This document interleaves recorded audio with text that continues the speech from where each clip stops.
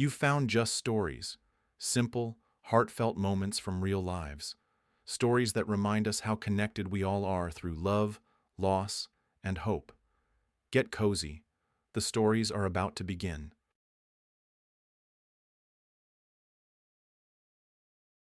The feeling was strange, almost mystical, to feel every cell of one's being, yet be chained to an invisible bed.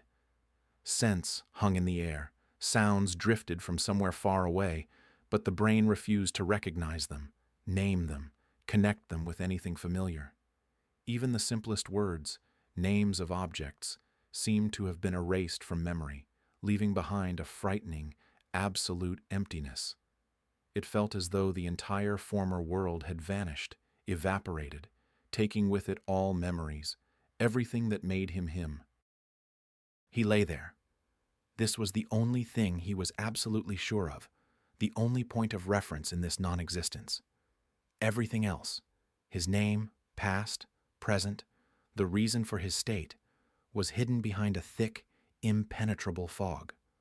Thoughts and feelings, if they existed at all, were inaccessible, buried under this gray shroud. He was simply a body, lying in the darkness, vaguely sensing the surrounding world, but unable to understand it. Gathering his strength, as if preparing for a dangerous leap, he tried to open his eyes. His eyelids fluttered, obeyed, and into the pitch-black darkness where nimble-colored dots danced, the first, barely noticeable rays of light seeped through. They grew, merged, turning into two shimmering, trembling slits through which bright daylight streamed. At that very moment, his head was pierced by unbearable pain, forcing him to squeeze his eyes shut in fright, begging for the return of the blessed darkness he had so carelessly lost. There, in the darkness, it was calm, almost serene. Now, however, the pain thrashed in his head, without rhythm or measure, absolute, omnipresent, unbearable. He was sure he had never experienced anything like it before, and this knowledge, strangely, was the only clear memory. A muffled, desperate groan escaped his chest, and a moment later he felt a sweat-dampened lock of hair creep upwards, and then something cool and soft touched his forehead. This touch was blissful, soothing. It instantly brought relief, taking away some of the agonizing pain. The hammers, saws, and needles raging in his skull began to lose their sharpness, diminish, retreat. His convulsively flared nostrils caught a light, barely perceptible scent, a wonderful blend of freshness, tartness, and effervescence, something both painfully familiar and completely unknown. Then life-giving moisture touched his lips, flowed down his dry, raw throat, bringing a blessed feeling of relief, and a quick, light prick, like a mosquito bite, stung his shoulder. He gratefully mumbled, and in response heard a voice, thin like a silver bell, quiet like the rustling of grass, tender like a kitten's purr. "Well, that's good. Very good. Just wonderful that you've woken up. I was starting to get scared." Words flowed, soothing, promising healing. "And now you need to rest, sleep. Hush-a-bye, sleep, and wake up. Well, almost healthy. Sleep." The wonderful sounds of the voice drifted away, fading, and the last thought, naive, almost childish, flashed through his mind. Could Mom be back? This effort resulted in a final burst of pain, and he instantly fell into a saving silence and darkness. Tap, tap, tap, tap, tap. A rhythmic, quiet sound persistently penetrated his consciousness. He gathered his strength for a long time, remembering the horror of the previous awakening, the pain, the light.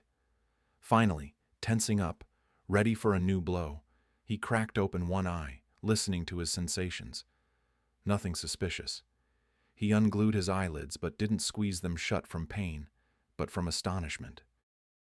Right in front of him, staring with huge blue eyes, was a gnome, a real one, from a fairy tale. Short, with a long gray beard, bushy eyebrows, a large nose, and a huge red cap. The amazing creature, without taking its eyes off him, was lightly tapping the floor with a stick. Noticing his bulging eyes, the gnome tilted his head, tugged at his beard, and quietly giggled. He closed his eyes, hoping the strange vision would disappear, but it only got worse. Now there was not one, but two gnomes in front of him. The second was slightly taller, perhaps because of the bright blue cap. "It's clear now. I've gone mad," he thought with surprising calmness. "The hallucinations have started, and quite strange and persistent ones."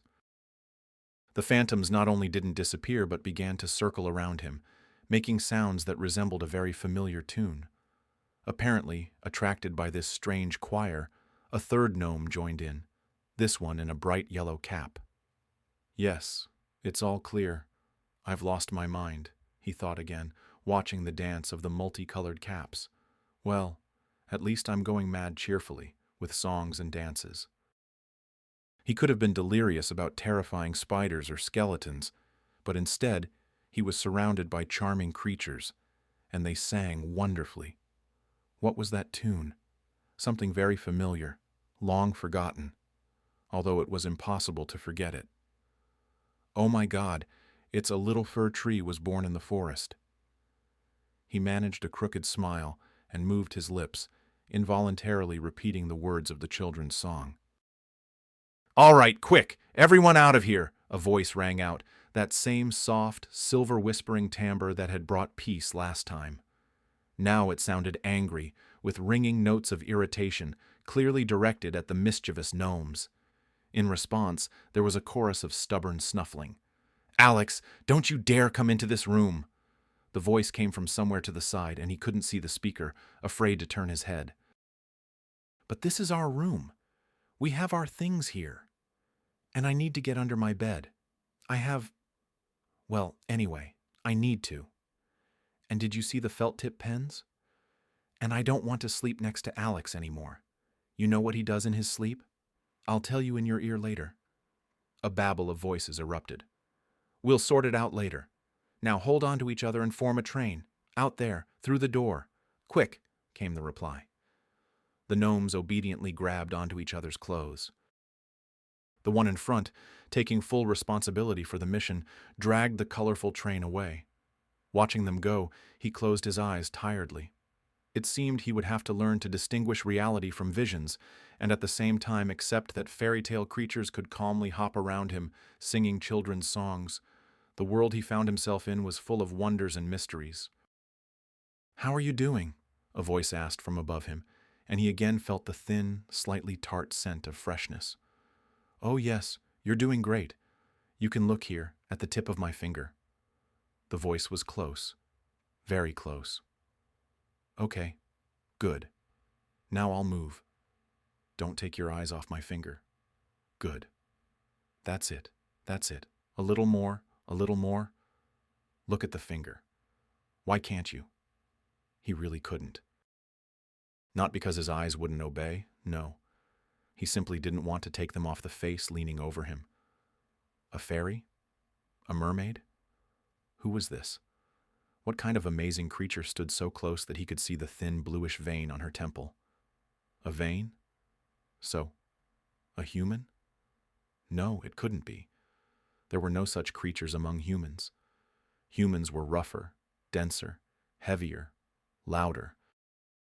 They were covered in thick skin, covered in hair, they had bright, fleeting faces, and they constantly showed their teeth in unnecessary smiles. However, she could well be a representative of any fairy tale race, since she had just kicked out a whole crowd of gnomes. Why shouldn't she herself be a dryad or a sylph? He had already resigned himself to being in some strange, frozen world.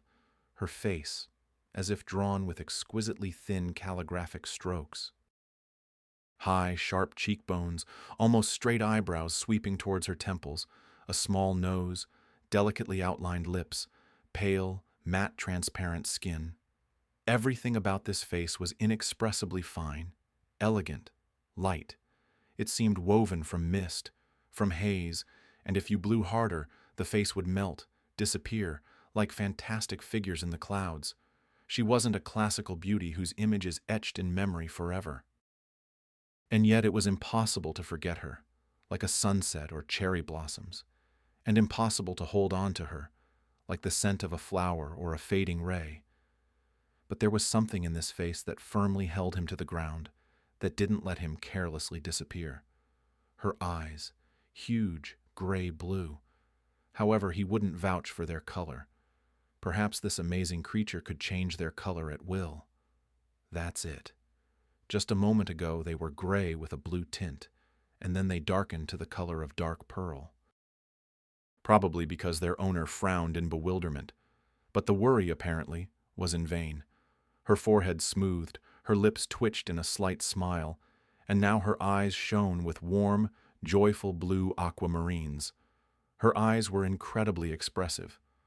Worry, a sly grin, quiet sadness could be read in them. They laughed and cried, rejoiced and grieved, joked and questioned. And for all this, their owner didn't need to open her mouth, speak words, shed tears, frown or smile, like other people. He tore himself away from her face with difficulty and stared at the tip of a thin finger with a short, oval nail. "Can you hear me? Hello?" She leaned over him, looking intently into his eyes. This made him gasp and his throat tickle. "Look at me. Like this. Good. And now again. Look right. Now left. Good. Well, seems okay."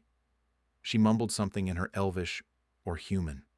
"Pupils are calm, temperature is normal, no nausea, eye movement is painless. Let's assume you got off with a slight fright." "Yes," he nodded happily. Not understanding a word, he was ready to agree to anything, just so she would stay near. It suddenly became completely unimportant to him where he was, what was happening to him, who he himself was, and why he couldn't remember it. If all this was the price for meeting those incredible eyes, that elusive light smile, those pale, thin lips, those hands smelling of greens, lemon, and rain, well, at such a price, he gladly agreed. And then the fairy surprised him. With strong, deft, not at all ethereal hands, she unexpectedly lifted him by the shoulders and shoved a pillow under them. "Well, now you need to eat," she said. After these simple earthly words, he finally came to his senses. Until that second, he had been as if in a trance, in an enchanted state, helplessly observing the changing, amazing phenomena.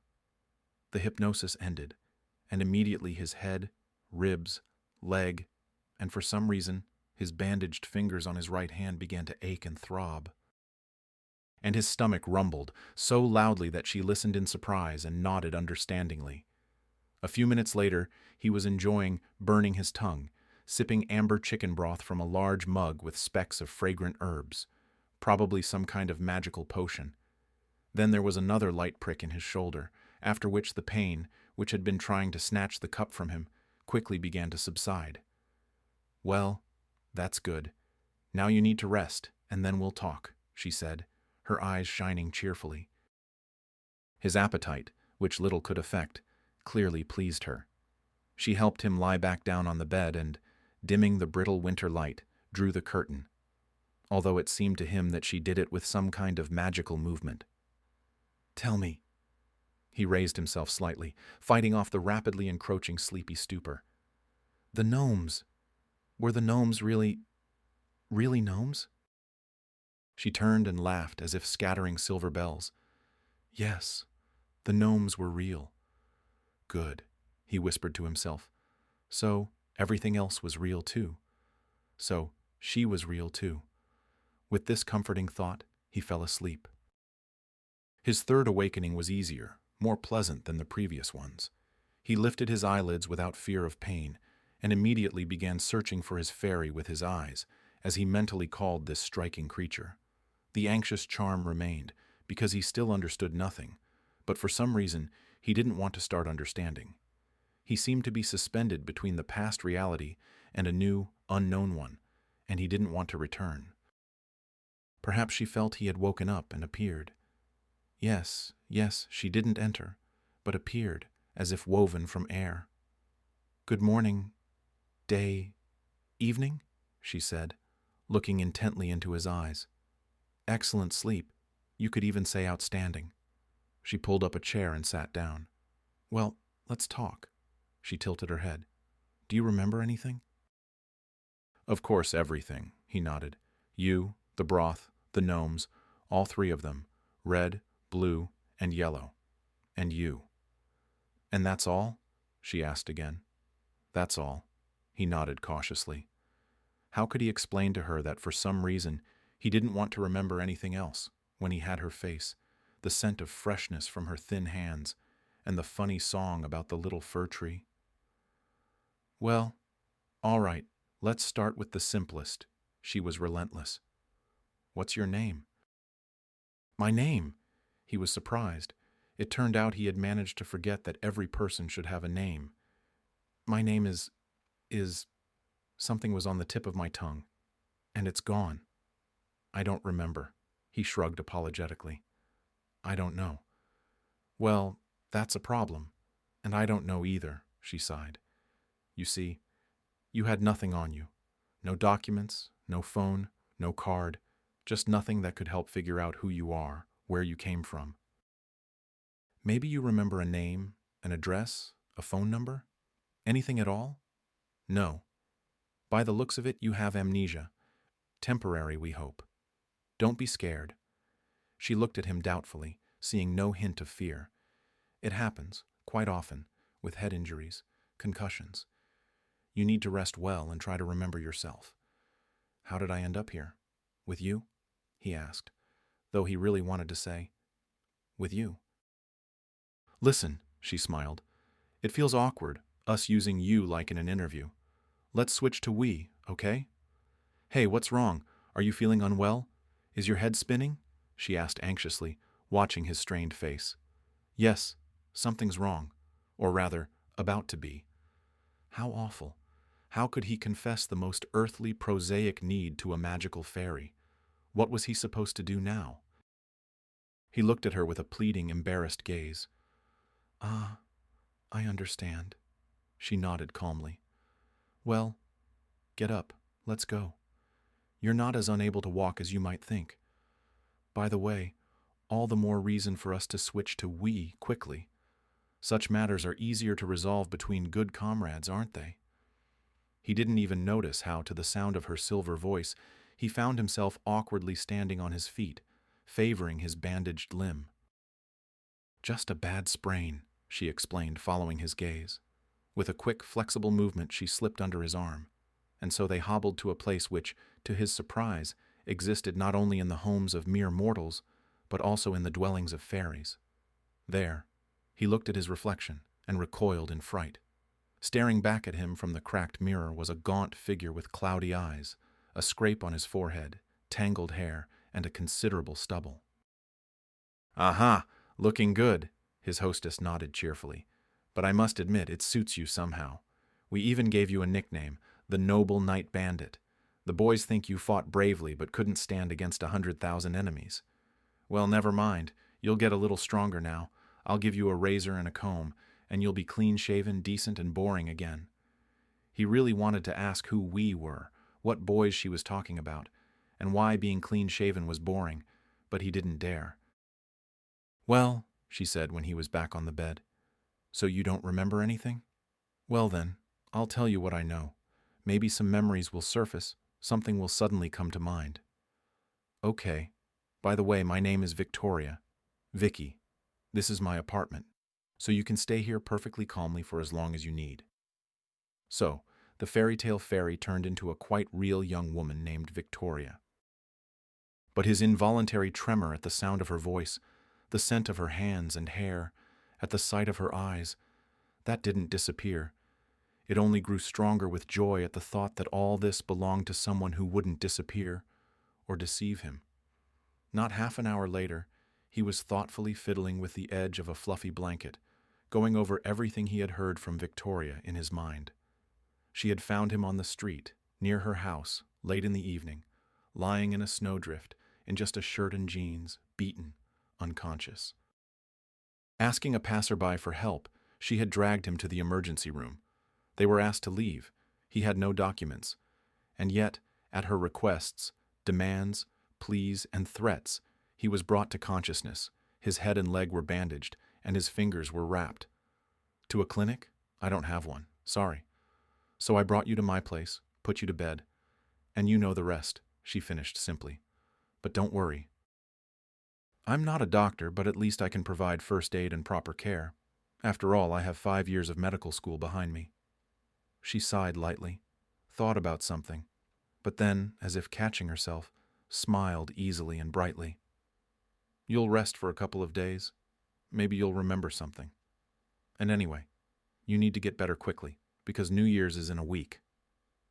Something stirred in his head, moved, but then quieted down again. I see. So you live here alone?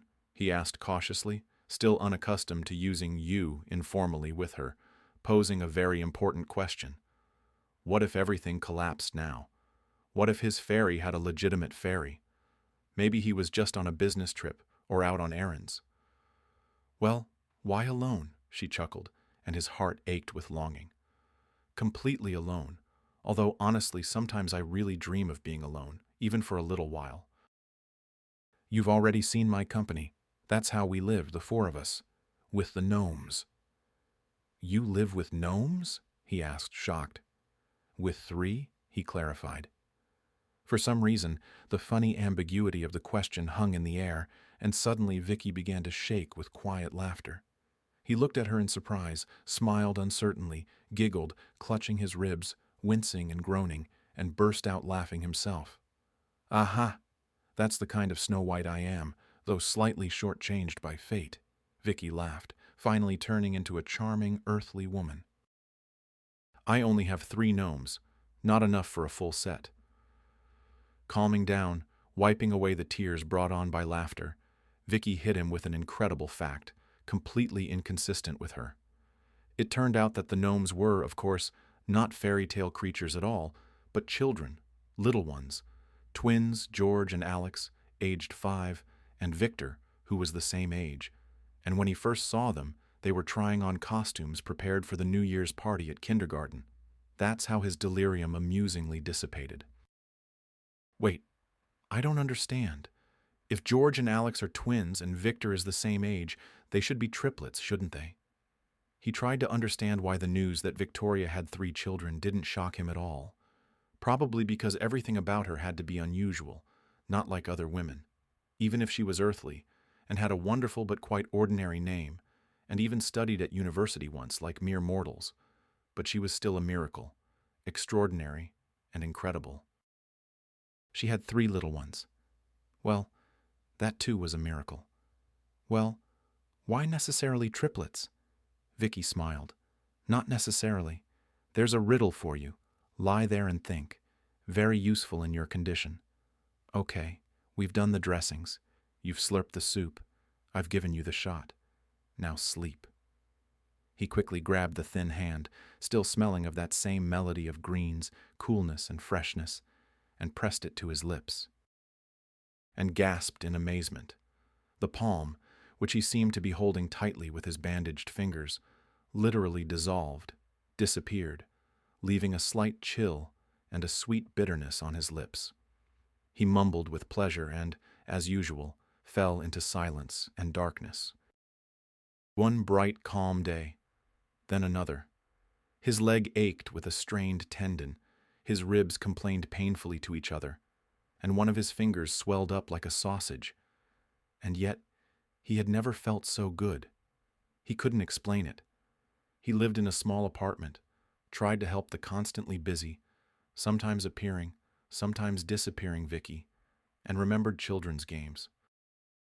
The boys were wonderful, healthy, slyly intelligent, without a trace of what marked children from poor and single-parent families.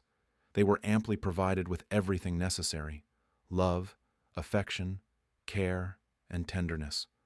And all this was generously seasoned with songs, fairy tales, pancakes, games of hide-and-seek, rosy apples, and spaceships made of chairs.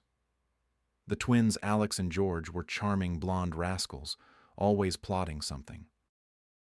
They constantly played tricks on everyone by the fact that no one but their mother could tell them apart. Victor, dark-haired, brown-eyed, slightly taller than his brothers, was completely different in appearance, having clearly taken after some distant ancestor. And his character was completely different, serious and calm. Perhaps this was somehow explained by the creepy scar that split the boy's upper lip, making him seem to lisp when he talked. Vicky called him Bunny Boy. However, as soon as the boy was within the orbit of his brothers, all trace of his thoughtfulness and seriousness disappeared, and 3 voices and 6 limbs united for common achievements. And suddenly, he began to remember. The second day of their life together was ending. The little ones were engaged in their usual cheerful romp on the floor. After a while, one of the twins slightly detached himself from the tangled ball of arms, legs, and heads, and seized by an unexpected creative impulse began to sing, "Tony, Tony, let's go dig potatoes. Tony, Tony, let's go dig potatoes."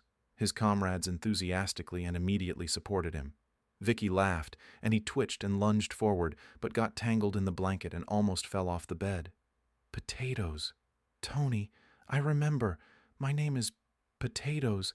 I mean Tony. Anthony. I'm Anthony." "Well, hello, Anthony. Nice to meet you." She smiled, and her eyes shining, now bright blue like the sea under the sun, shook his hand. "Well, Anthony," she said his name with pleasure, "the first step is made. Now everything should go faster. And you know, maybe you should contact the police. Someone must be looking for you, worrying." She involuntarily looked at his washed but frankly worn jeans and shirt with a frayed collar. "Yes, I understand. I've become a nuisance to you. To you. I'm sitting here, eating you out of house and home. You're spending money on me for food, medicine, time, effort. And yes, I should leave. I understand everything, but I don't want to leave." The words burst out unexpectedly and surprised him no less than Victoria. "Well, if you think so, of course, you can stay with us a little longer, get stronger. Frankly, I'll be happy if you stay for a couple of days." Here, we all had runny noses as usual, all 3 of them. They won't let us into kindergarten, and I can't stay with them right now. Lots of work, and New Year's is just around the corner. It's just awful. And then, as if on purpose, Grandma Zoe, our neighbor from the apartment across the hall, got sick. Usually she helps me in such cases. So if you stay with the boys, you'll be a great help to me. Oh my God, finally he could be useful to her. He suddenly wanted to fall to his knees, kiss Vicky's hands, and thank her for the honor of helping her. Frankly, he didn't understand how she managed everything. Early in the morning, she would run off somewhere. By lunchtime, she would bring a pile of colorful paper, frames, folders, and, humming something under her breath, would cut and glue with enthusiasm. Then she would easily clatter pots in the kitchen, splash water in the bathroom, gather her mysterious crafts, and run off. In the evening, the apartment would fill with boys, squealing, banging, dirty sneakers and t-shirts, drawings, slurping, singing, arguing, and sometimes desperate roaring. Finally, everything would quiet down, and Vicky would disappear, like the last ray of sun, sometimes for the whole night, only to appear at home as unnoticed as the first morning light. But clothes washed at some unknown time would be folded into neat piles, savory soups, porridges, and stews would fragrant in the pots, everything would be in its place, and the boys would magically become clean and combed. How did she manage it? A mystery. Perhaps it was one of her magical secrets. Victoria reluctantly told him about her life, or rather, said nothing at all, just smiling. So there was no doubt about the futility of these stories. Why talk about the past? Isn't it obvious that here and now she is absolutely serenely happy? That she is completely satisfied with life, enjoys every day of it, and only dreams that nothing will change? Only much of what surrounded her somehow didn't fit the concept of absolute happiness. However, could he judge what this amazing woman truly needed? Maybe she really was happy? Frozen fingers, the absence of a winter down jacket, the threatening to fall off sole of a boot she was gluing, thinking no one saw, That was certainly no reason to refuse a cheerful walk with the boys. And what did pale wallpaper, a rattling refrigerator, and one working burner matter? So what? Did all this prevent the unrestrained fun that reigned in the house, or make the dishes less tasty? No, quite the opposite. It was so fun to draw together on the faded wallpaper, and no one else had such pictures on their walls. And perhaps it didn't matter at all that light shadows were forever etched under her amazing eyes, and her small collarbones stretched the thin skin so that it looked as if it might tear at any moment. Well, maybe that's how they were supposed to be. Translucent, weightless. But really, where have you seen a fairy with rosy cheeks and excess weight? Realizing he wouldn't get anything out of Vicky anyway, Anthony looked more closely at everything that surrounded her, and at the people living nearby. The house was small, 2-story, with one entrance, very old, with a wide, creaky staircase. In 4 apartments, everyone knew everything about each other, and then some. The house was sick, celebrated, grieved, raged, and rejoiced. In short, it lived. And Victoria was its small, brave heart. Anthony was convinced of this very soon. Holding onto the railing, the man was already quite skillfully hopping on his 1.5 legs, accompanying the gang of boys outside. "There they are!" shouted Irene, the neighbor from the ground floor, whom everyone called Auntie behind her back, almost trampling them. She was known for her quarrelsome, distrustful nature, was habitually in irreconcilable confrontation with someone, and, of course, was extremely displeased with the bunch of constantly noisy boys. The boys left trails of footprints on the clean hallway floor, as well as balls, candy wrappers, stray cats, mittens, scoops, and God knows what else from the senseless arsenal of toddlers.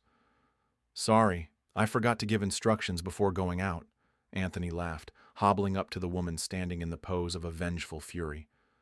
"You can't get through to them," she grumbled.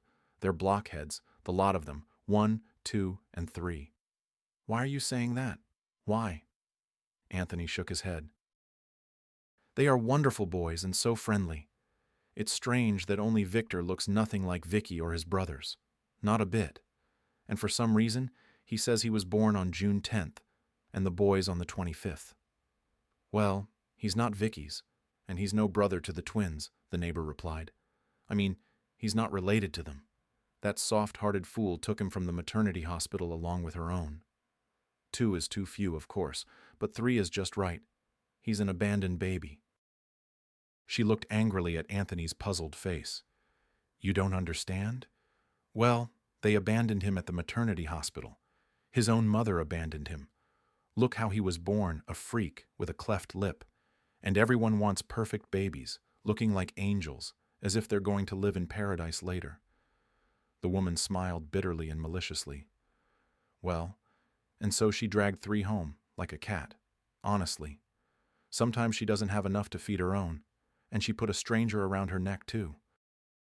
The years of bitterness that had permeated Irene were clearly battling with something bright and pure. And suddenly, kindness won. The woman smiled, and her usual mask of grimness and wariness seemed to fall from her face. Although, of course, Vicky saved Victor. Where would he go looking like that? No one else would have taken him. Straight to the baby home, and then to the orphanage. And there, can you imagine what would happen to him? Like that, there? They would have worn the boy out, that's all. And suddenly, as if remembering herself, she grimaced. Her life will start from this. Not life, but hard labor. Now she's working herself to the bone at 3 jobs. Soon there'll be nothing left of her. And all of us women are fools. That's how we live, for who knows whom, giving ourselves completely, and then we're left with nothing. You work like a camel without rest. Then you stand in the kitchen. Then you sleep almost standing up like a warhorse." She looked at Anthony, who had already started to go down towards the exit of the entrance. "No time to think about yourself, to go to the hairdresser, for a massage, to live just one day in life just for yourself, like a real woman. I'm a woman too, by the way.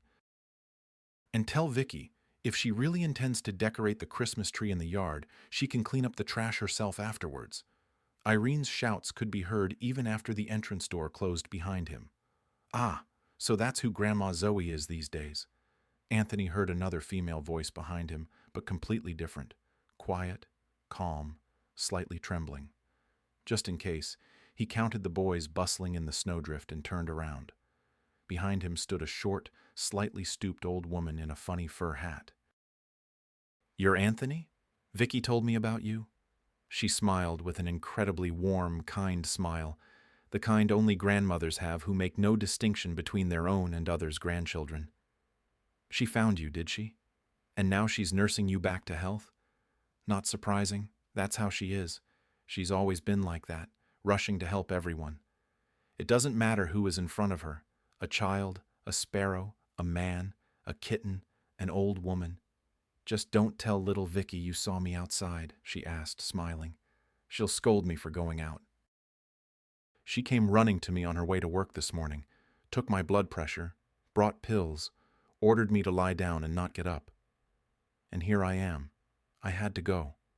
I really need to go to the post office, send presents to my grandchildren.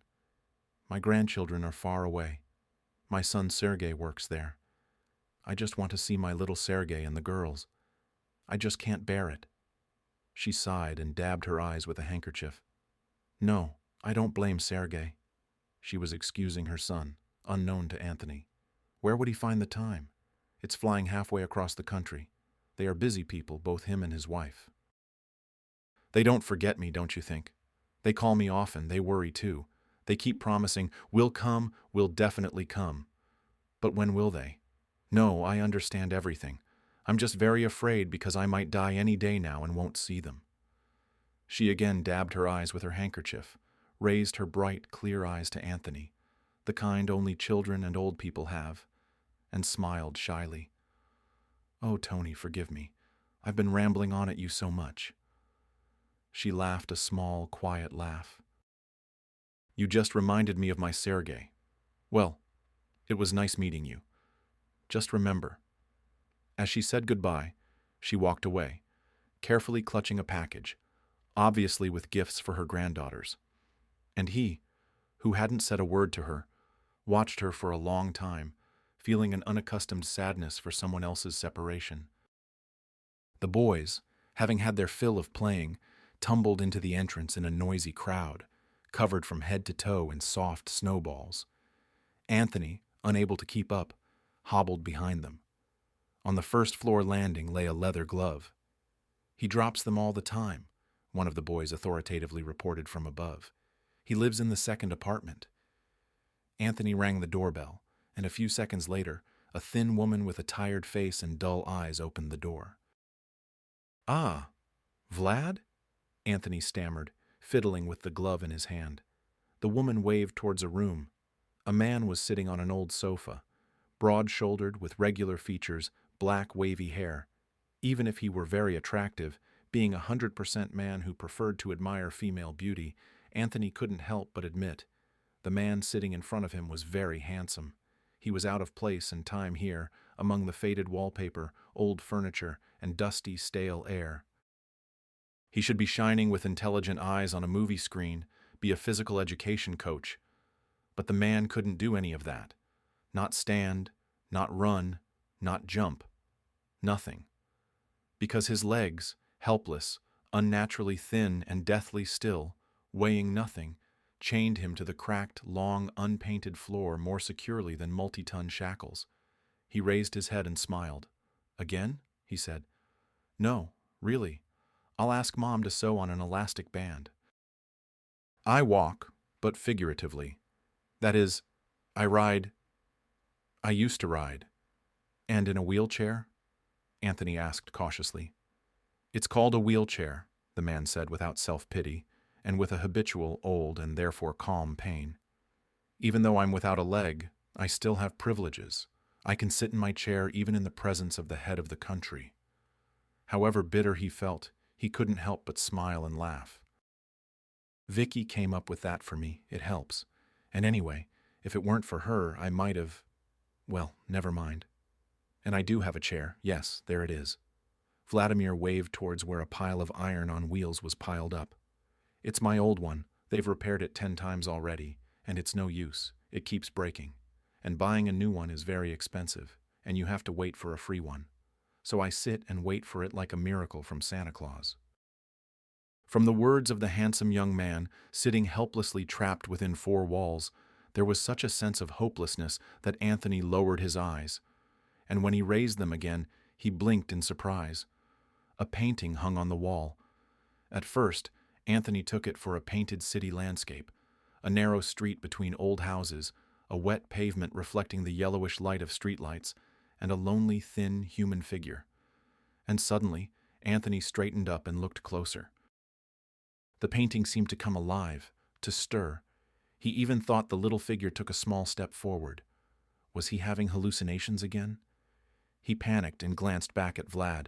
He nodded and smiled. Anthony walked closer and gasped. The painting was three-dimensional. The houses seemed to protrude from the frame like real ones, and it seemed that lights would soon turn on in the windows. A tram would turn the corner. Look, the rails are glistening between the houses, and the figure would jump in place and hurry about its business. In scientific terms, it's paper toll, a technique for creating three-dimensional paintings, Vladimir explained to the astonished Anthony. And simply put, it's called Vicky's Little Miracle. It's her painting. She gave it to me a long time ago. I just look at this street, and sometimes it feels like I'm walking on it myself, breathing the air after the rain, afraid of getting hit by a tram. My God, what happiness it is to be afraid of getting hit by a tram. Oh well, he decided to change the subject. How can this be? You've been staying at her place for several days and haven't seen any of her paintings? Although, yes, she doesn't keep them at home, as she once said. She's afraid of falling into self-admiration. How can she have nothing left? She just makes them and sells them right away. She needs the money. For the boys. For all this charity of hers. And she also works shifts at the hospital. Washes dishes at a restaurant. And I just sit here. Vlad pulled the pathetic remains of his legs towards him and smiled. Can you imagine? She told me once. Little Vlad, I calculated that to buy you a new chair, I only need to make 86 paintings. I've already made 10. The rest is just a trifle. Isn't she a fool? A few hours ago, Anthony had already heard Vicky called a fool.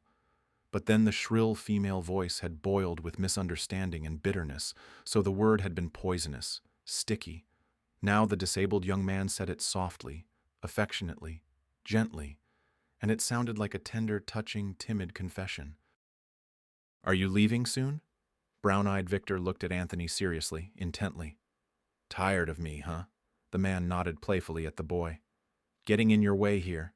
Yesterday I accidentally ate George's apple. You see, I just really love them apples. Since childhood I've always eaten several, even with the core. Anthony froze. Something inside his head powerfully lunged, jumped, like a fish thrown onto the shore, trying to return to where everything was familiar and understandable, but, losing strength, quieted down again. It wasn't George's apple. It was mine. Actually, he ate his right away. What does that have to do with anything?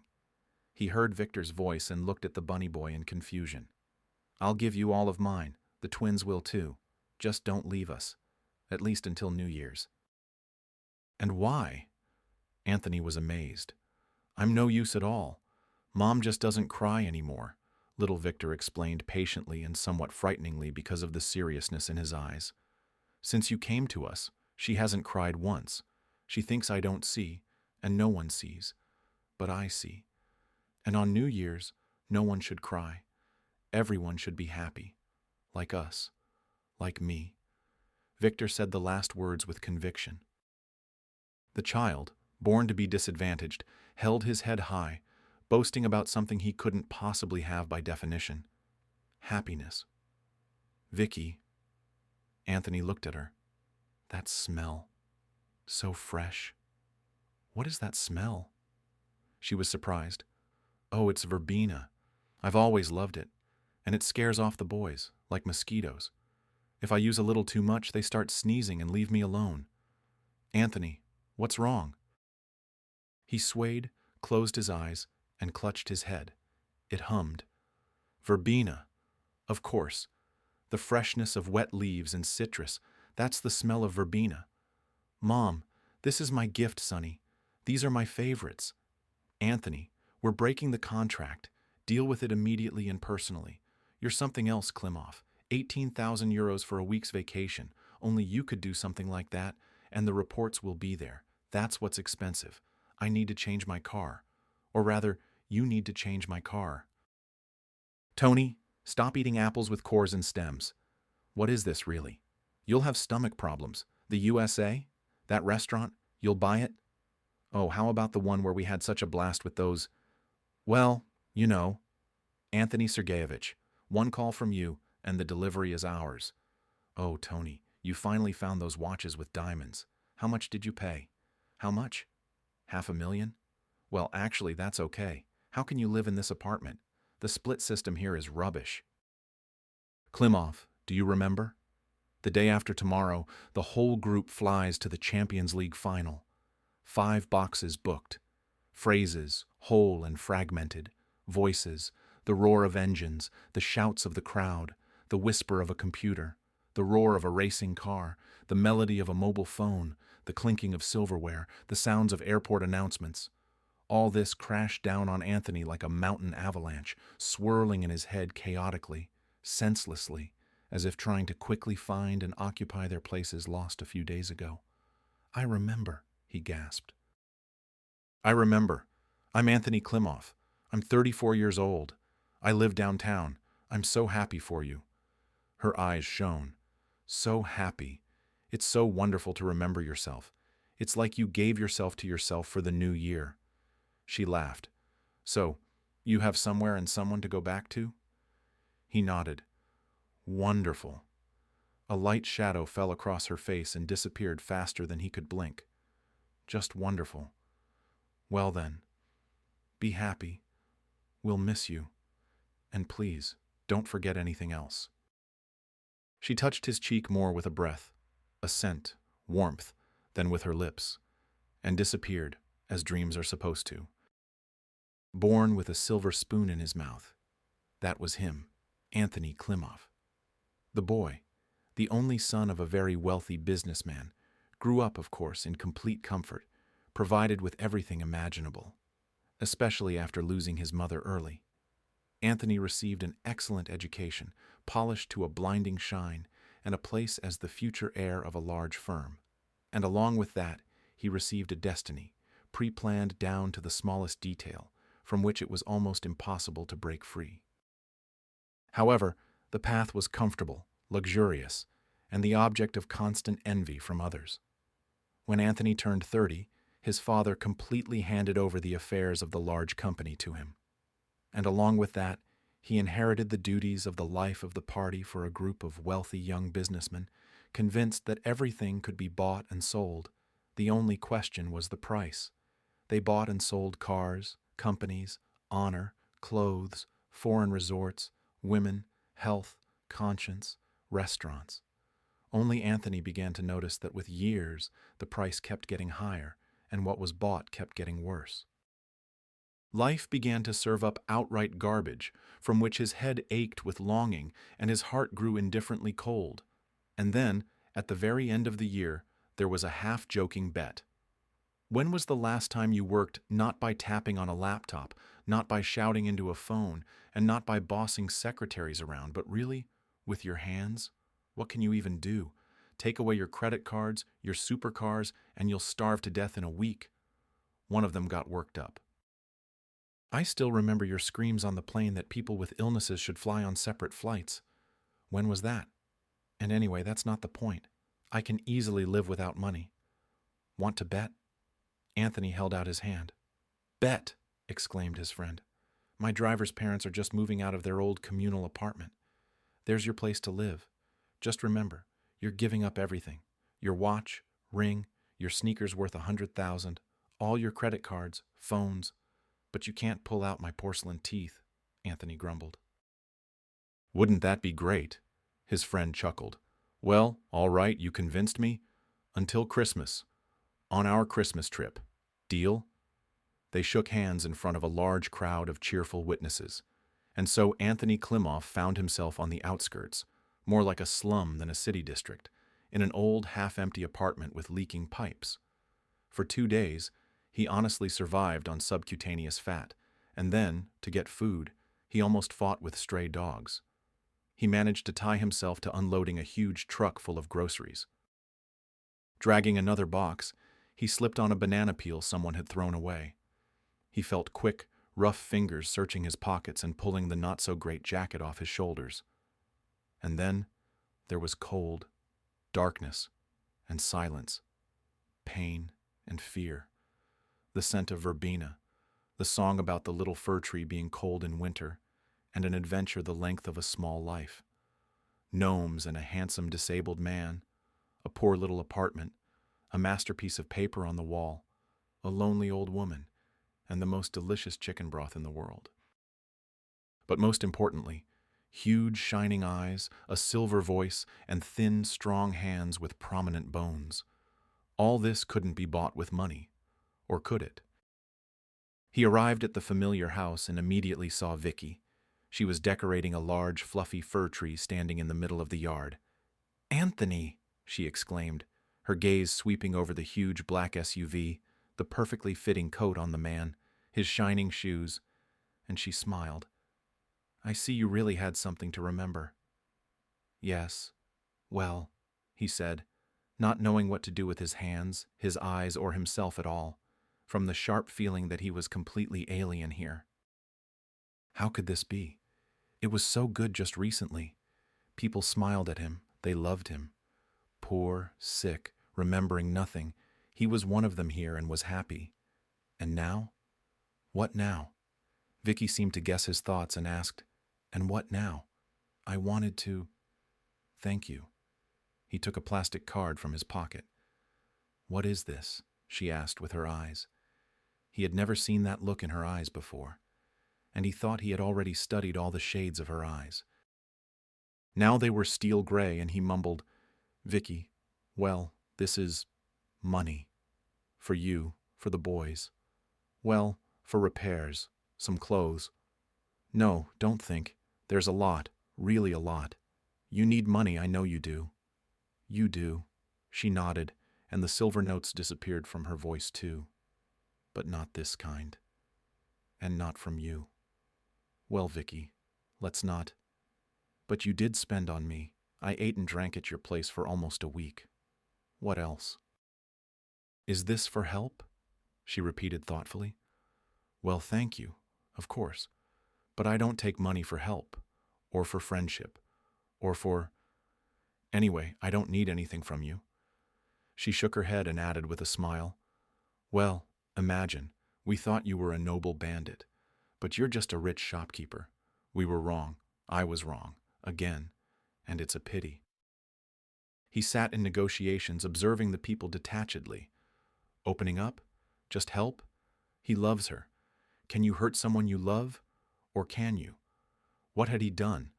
Of course, he had hurt her, insulted her. After all, feelings, real feelings, cannot be bought. They can only be received as a gift. How simple. Why had he forgotten this so quickly? How had he forgotten the disabled man trapped within walls, old Zoe, and the thin hands smelling of his mother's perfume? "Idiot! Moron! Moneybags!" Anthony suddenly exclaimed. "You know, Anthony Sergeyevich," said the astonished interlocutor, half rising. "Perhaps our terms are not the most suitable for you, but I would still ask you." "Oh, I'm sorry," Anthony laughed. "I wasn't talking about you, I was talking about myself. I'm leaving now, my deputy will sign everything. And I don't have time, forgive me, I have to run." "I have so much to do. After all, tomorrow is New Year's. It's time for dreams to come true." On December 31st, he patiently watched Vicky and her elderly neighbor untangle garlands with 4 hands. "Oh, wait, Anthony, what are you doing? You're getting in my way. Well, you broke a bulb on the garland because of you, and we're having a gathering at the tree tonight. Grandma Zoe, don't dress the boys too warmly, okay? It's warm outside." "Grandma Zoe won't be able to come to the tree. A car will pick her up in an hour," Anthony suddenly said. "What?" the women asked in unison and looked at him in surprise. Yes, yes. Get ready, Grandma Zoe. They'll pick you up, take you to the airport, and you'll fly to your son and his family to celebrate New Year's. Your granddaughters are really looking forward to seeing you. They're making you presents. I called your son. He even dropped his phone with joy. He'll meet you. But how? The old woman was flustered. Tony, I won't make it. I'll die. You won't die. Anthony nodded decisively. It's a private jet. A doctor with the necessary equipment will be with you constantly to help you in case anything happens. I'm flying. The old woman nodded decisively and even stamped her foot. No, you can't, Anthony thought. He hasn't earned that yet. I need to visit your neighbor on the first floor, too. Vlad. Anthony, limping, stumbled into the apartment, pushing a light but stable wheelchair in front of him, which looked more like a modern, stylish minicar for one. This, of course, won't replace your legs, but, it's an amazing thing. Maneuverable. Light. To be honest, I rode in it for half a day myself. Everything is adjustable. Armrests, footrests, backrest, headrest. Vlad, honestly, it's more comfortable than an expensive foreign car. And most importantly, electric drive. 50 kilometers without recharging. I don't envy whoever goes for a walk with you. You'll wear anyone out now. And nothing bothers the wheels. Asphalt, snow, you can even go into the desert. Vlad, oh please, it's just a chair. Walk, Vlad, walk as much as you want. Anthony felt his hand squeezed by astonishingly strong, warm, and honest fingers. Well, are you getting used to the new device? He nodded at Vlad's mother, who was bewildered, disbelieving, not knowing whether to cry or laugh, but had already shed her hopelessness and despondency somewhere. She looked at her son and openly admired him. We're expecting everyone at Vicky's place for the tree tonight. After all, New Year's is coming soon. They finally gathered in the yard, by the tree shining with garlands under a light snowfall. The boys, who were reluctantly torn away from a mountain of presents, Vlad, incredibly handsome, looking confidently ahead, obviously towards the distances he would roll in his new chair, his mother, 20 years younger. Victoria. He had no one to compare her to, his beloved. And he didn't need to. Oh, look who showed up! Irene's inimitable, creaky voice rang out. Well, I'll be. So our foundling turned out to be a prince. Who would have thought? Oh, I didn't know, otherwise I would have nursed you myself. She headed towards the entrance, throwing over her shoulder. Vicky, tomorrow morning make sure all the confetti papers are picked up. Get the prince out for the cleanup, too. Irene, wait. Anthony remembered, catching up with the neighbor. Wait. Irene, this is for you. He handed the woman a rectangular envelope. What is this? She stared at Anthony suspiciously. It's a certificate for a full day at a beauty salon. Massage, manicure, hairdresser, masks, what else? Lots of things, whatever you want. But remember, you said, a whole day just for yourself. Like a real woman? Well, there you go. Happy New Year. Irene looked at Anthony and Vicky, at the envelope with her beautiful feminine desires, at the tree lit with lights. And it was unclear what was shining on her cheeks, perhaps snowflakes falling on them and melting from the warmth. Well, what did Santa Claus give you? Vicky smiled. Nothing yet. He shook his head sadly. He doesn't need anything except what one young woman has. She won't give it to me. Either she doesn't want to or she can't. She can, whispered the silver of her voice. Maybe she wants to, very much. She's just shy. It's all yours. And only for you. Take it, own it, play, and rejoice. Just don't leave it for long. Vicky and Anthony sat side by side, pressed close together, in the yard, on the bench near the tree. Complete silence reigned around them, and it seemed to them that there was no one else in the world but the two of them. However, all lovers feel exactly that way. Sifting through airy, weightless snowflakes, quiet, light snow fell from the sky. The tree, sparkling with lights, swayed a fluffy branch, and Anthony simultaneously felt that a tall Santa with a white beard would appear from behind it, shake his staff at them, and ask sternly, And who is this giving out presents left and right instead of me? The snow fell quietly, making the world whiter, cleaner, and kinder, more worthy of the new year, undoubtedly happy and bright. And I've figured out your secret, Anthony's whisper came.